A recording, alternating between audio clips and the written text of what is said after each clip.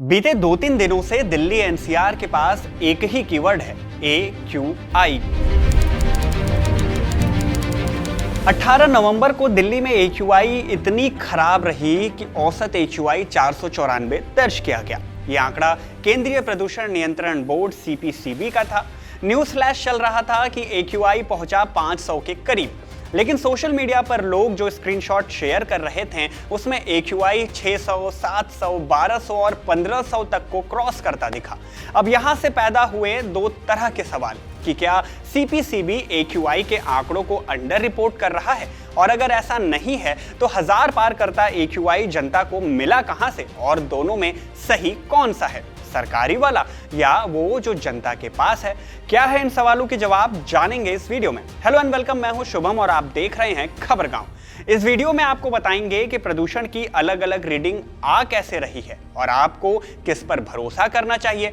लेकिन इन सब को जानने से पहले आप ये समझिए कि हवा में जो प्रदूषण है, यानी कि जो एयर क्वालिटी की इंडेक्सिंग है, वो आखिर में है क्या। AQI बना है एयर क्वालिटी इंडेक्स से। सेंसेक्स में जैसे पता चलता है कि शेयर बाजार चढ़ रहा है या गिर रहा है, वैसे ही AQI की रीडिंग बताती है कि फला जगह की हवा कितनी प्रदूषित है या कितनी अच्छी है। अब प्रदूषण तो धूल, पत्तों और जहरीली गैस जैसे किसी भी चीजों से हो सकती है, तो क्या सभी को गिना जाएगा? जवाब है नहीं। हवा के प्रदूषण को मापने के लिए 8 प्रदूषक तत्वों को गिना जाता है। वो कौन से हैं? वो हैं पार्टिकुलेट मैटर यानी PM2.5, PM10, ground level ozone, carbon monoxide, nitrogen dioxide, sulphur dioxide, lead और अमोनिया। ओजोन लेयर वाली ओजोन धरती पर जीवन के लिए बेहद जरूरी है।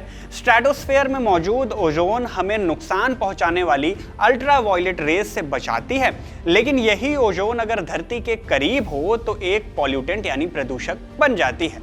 लेड और अमोनिया भी प्रदूषक तत्व हैं। AQI की गणना के लिए कार्बन मोनोऑक्साइड, सल्फर डाइऑक्साइड और नाइट्रोजन डाइऑक्साइड को ज्यादा तरजीह दी जाती है। वो क्यों? वो इसलिए क्योंकि ये गैसें ज्यादा जहरीली हैं। ये गैसें कहाँ मिलती हैं? ये मिलती हैं गाड़ियों और कारखानों से निकलने वाले धुएं में।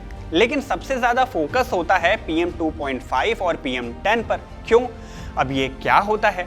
PM यानी कि पार्टिकुलेट मैटर, माने हवा में मौजूद बहुत छोटे छोटे सॉलिड पार्टिकल्स।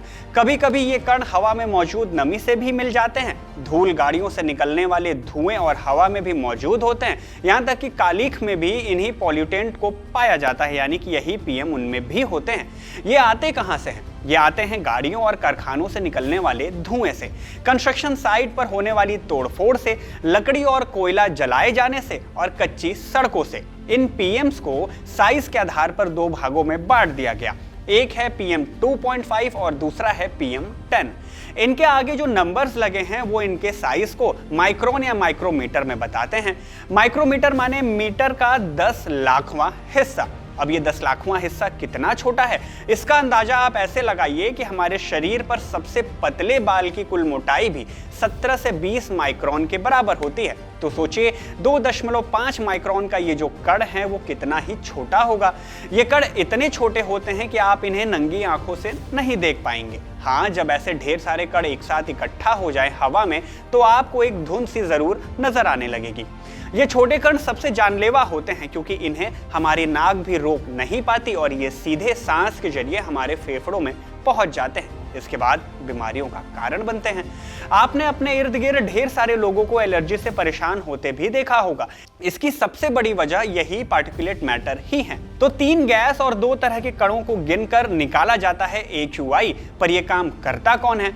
दिल्ली NCR में ये जिम्मेदारी 3 संस्थाओं के पास है। कौन सी 3? पहली है central pollution control board CPCB, दूसरी है Delhi pollution control committee DPCC और तीसरी है IITM यानी कि Indian institute of tropical metrology. हवा में पॉल्यूटेंट्स यानी कि प्रदूषक कितनी मात्रा में है, इनका आंकड़ा मॉनिटरिंग स्टेशन से कलेक्ट करने और उसकी प्रोसेसिंग के लिए यही 3 निकाय जिम्मेदार हैं। ये मॉनिटरिंग स्टेशंस जिनका हमने अभी जिक्र किया, ये देश में कहाँ कहाँ है? जवाब है कि भारत सरकार की ministry of environment, forest and climate change की रिपोर्ट के मुताबिक भारत के 473 शहरों में कुल 1296 मॉनिटरिंग स्टेशन है। इन स्टेशन से आने वाले आंकड़ों को प्रोसेस करने के बाद एयर क्वालिटी बताने के लिए एक इंडेक्स का इस्तेमाल किया जाता है। ये बेसिकली एक स्केल है जिसमें 0 से 500 तक का स्कोर होता है। भारत सरकार ने 500 के आगे स्केल रखी ही नहीं। यही वजह है कि जब दुनिया की दूसरी जगह पर AQI 2000 को क्रॉस कर गया, अपने यहाँ 500 से भी आगे नहीं बढ़ पाया। क्यों? क्योंकि अपना मीटर ही 500 तक का है। ये कुछ वैसा ही है कि न रहेगा बांस और न बजेगी बांसुरी। अब ऐसा क्यों है, इसकी वजह भी आपको बताएंगे, लेकिन पहले आपको ये बताते हैं कि 0 से 500 तक के आंकड़े कि ये जो हवा है यानी कि AQI के ये जो इंडेक्स है 0 से 500 तक के, ये बताते क्या हैं। अगर AQI 0 से 50 के बीच हो तो हवा गुड की कैटेगरी में होती है, माने आपका फेफड़ा भर भर कर सांस ले सकता है और इससे कोई भी दिक्कत नहीं होगी। 51 से 100 की कैटेगरी को सेटिस्फैक्ट्री कहा जाता है, माने बहुत साफ तो नहीं लेकिन हाँ आपका काम चल जाएगा। 101 से 200 की कैटेगरी को मॉडरेटली पॉल्यूटेड कहा जाता है। इस कैटेगरी में पहुंचते ही हवा प्रदूषित मान ली जाती है और सेहत के लिए खतरनाक साबित होने लगती है। 201 से 300 की जो कैटेगरी है AQI की, उसे पुअर कहा जाता है। 301 से 400 को वेरी पुअर और 401 से 500 के बीच की इंडेक्सिंग को सीवियर की कैटेगरी में रखा जाता है। कहने का मतलब ये कि AQI का इंडेक्स जितना ज़्यादा होगा ये बताएगा कि हवा उतनी ही खराब है और उससे हमारी और आपकी हेल्थ को उतना ही ज़्यादा खतरा है। AQI कब कितना है, भारत में इसकी आधिकारिक जानकारी central pollution control board CPCB देता है। अधिकांश एप्लीकेशंस और पोर्टल्स भी CPCB से मिली जानकारी हमें दिखाते हैं। बीते कई दिनों में हमने देखा कि दिल्ली और NCR में ये इंडेक्स लगातार बढ़ता ही जा रहा है और 18 नवंबर को ये आंकड़ा 494 तक पहुंच गया। कुछ सेंटर्स पर 500 की रीडिंग भी आई, तब मीडिया में इसे सीवियर प्लस लिख दिया गया। लेकिन इसी वक्त इंटरनेशनल ऐप IQ Air ने AQI इससे कई गुना ज्यादा बताया। ये कैसे हुआ? जब स्केल पर 0 से 500 तक की ही इंडेक्सिंग की जा सकती है तो उससे ज्यादा रीडिंग भला कैसे आई? ये अंतर क्यों है? दोनों में से कौन सी रीडिंग सही है? सवाल ये भी हैं। जवाब है कि दोनों ही इंडेक्स सही हैं। कैसे? वो ऐसे क्योंकि ये दोनों रीडिंग अलग अलग पैरामीटर्स पर तय किए जाते हैं। भारत का AQI मीटर जो है उसकी लिमिट 500 ही है, लेकिन इसका मतलब ये कतई नहीं कि हवा में 500 AQI से ज्यादा प्रदूषक तत्व हो ही नहीं सकते। असल में ये आंकड़ा इससे कहीं ज्यादा हो सकता है, क्योंकि हवा में मौजूद अलग अलग प्रदूषकों की मात्रा को एक फॉर्मूले के जरिए AQI में बदला जाता है, जो हमें उस समय हवा की गुणवत्ता का अंदाजा देते हैं। ऐसे में पॉल्यूटेंट्स की मात्रा जितनी ज्यादा होगी, ये आंकड़ा भी उतना ही ज्यादा बढ़ना चाहिए।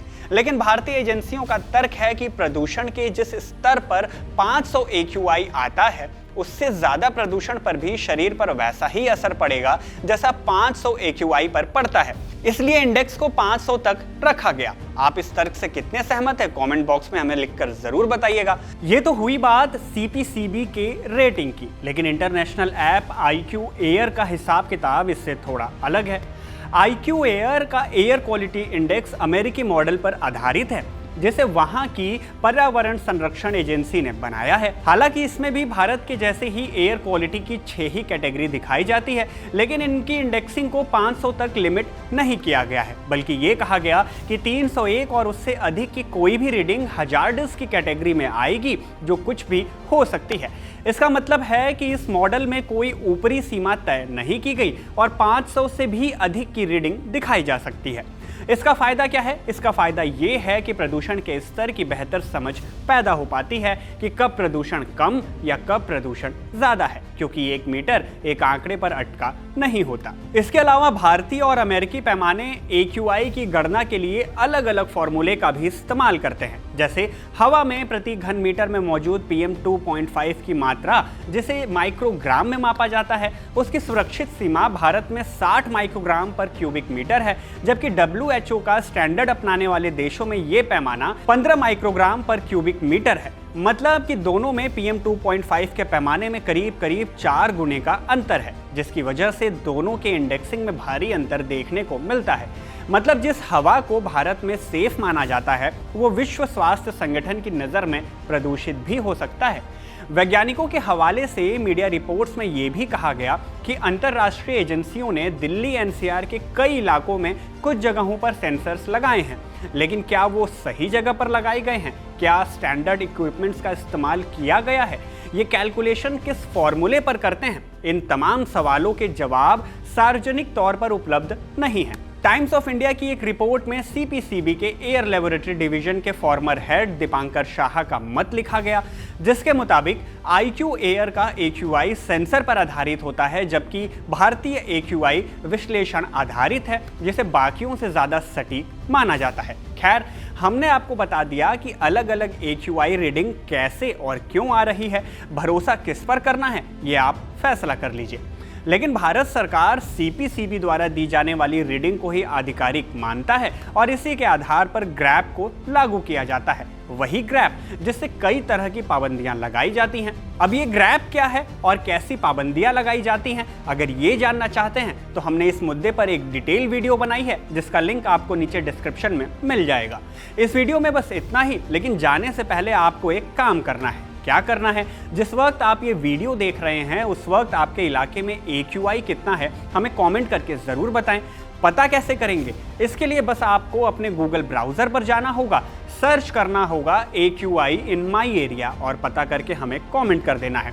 एक और काम करना है, इस वीडियो के नीचे दिख रहे सब्सक्राइब बटन को क्लिक करना है और बेल आइकन को भी दबा देना है, ताकि हम जब भी कोई नई वीडियो आपके लिए अपलोड करें आपको फटाफट से इसके बारे में पता चल जाए।